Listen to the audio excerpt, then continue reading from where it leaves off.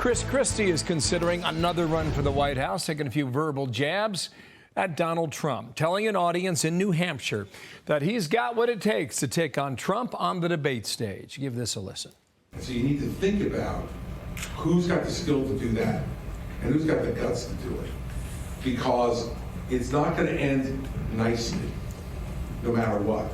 His end will not be a calm and quiet conclusion. Well, joining us now, New Hampshire Governor Sununu might be a candidate himself at some point. Governor, how you doing? Good morning, and thank you for coming back here. You bet. Good morning, Bill. Yeah, just watching that clip, I look, we've seen this show before, and we saw how it came out. Yeah, so is that a question? Sure is. I don't know.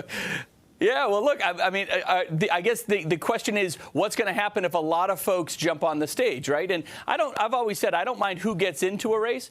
The key for Republicans, and I think what everyone does understand, is the discipline in getting out, right? The discipline in saying, okay, I'm still polling in single digits by the time this Christmas comes. We're going to get out and we're going to narrow this down to 2 or 3 candidates. And I think Chris makes a great point. Look, a lot of us would love to get on that debate stage and really challenge not just the former president, but some of the other folks about making sure the conversations where it needs to be, the conversations about what Republicans are about, that limited government, local control, low taxes type fundamentals that gets independents excited, that gets the next generation back on the team. We've just disenfranchised too many young people. So, it's going to be a very tumultuous and really fun fall. But everyone who says, oh, no, we need to thin out the field is going to thin out. We're not going to see a repeat of 16. Okay. It's going to be pretty fun. We're going to put you down for tumultuous and fun. I don't however that works there out. You go. Nikki Haley said that Donald Trump has a hard 25%.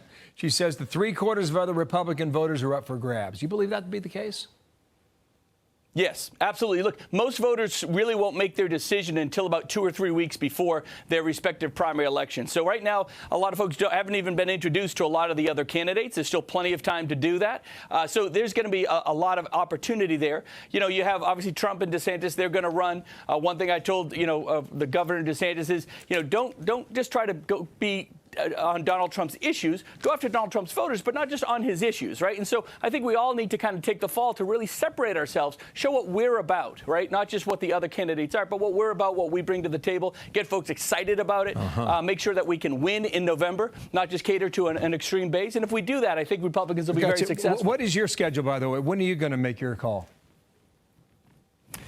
Well, it's a little after 10 now, so I'm thinking by lunchtime we'll figure it out. No, look, right. I think everyone's going to have to get in this race by July, August, probably before the first debate.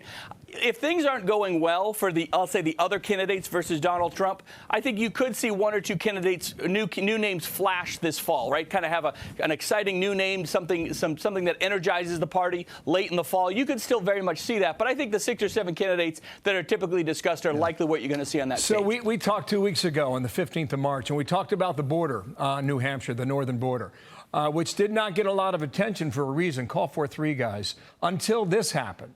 In 2022, you had 109,000 encounters on the northern border. When you compare that to the previous year, it's up 4 times.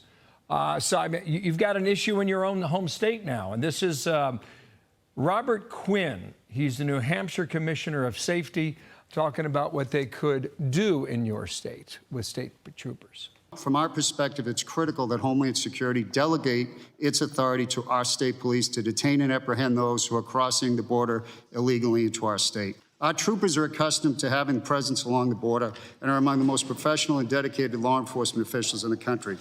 Okay, 51-mile border. When do you get an answer as to whether or not your state troopers can enforce the border itself?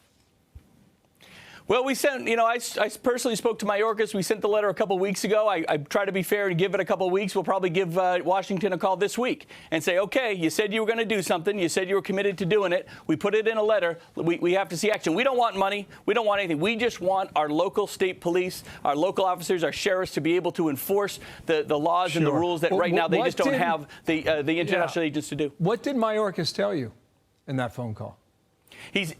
Yeah, it wasn't a phone call. I actually saw him in D.C. We ran into each other. I said, I'm sending you a letter. He said, whatever we can do to help. I said, OK, I'm going to take you at your word. So I guess we'll find out in the next couple of days whether, we can make one of these, what they're called ICE delegation agreements. We're going to see if they'll come through. It has been done in the past. This administration put a pause on it. Just allows us to do their job for them. We don't want money. We just want to be empowered to actually enforce some of the things over the border that right now we are legally limited in doing. Okay, Governor, we'll be in touch with you in a couple of days, okay, see whether or not that comes through. Sununu, thank you for your time today from New Hampshire. Thank you. I'm Steve Doocy. I'm Brian Kilmeade. And I'm Ainsley Earhart. And click here to subscribe to the Fox News YouTube page to catch our hottest interviews and most compelling analysis.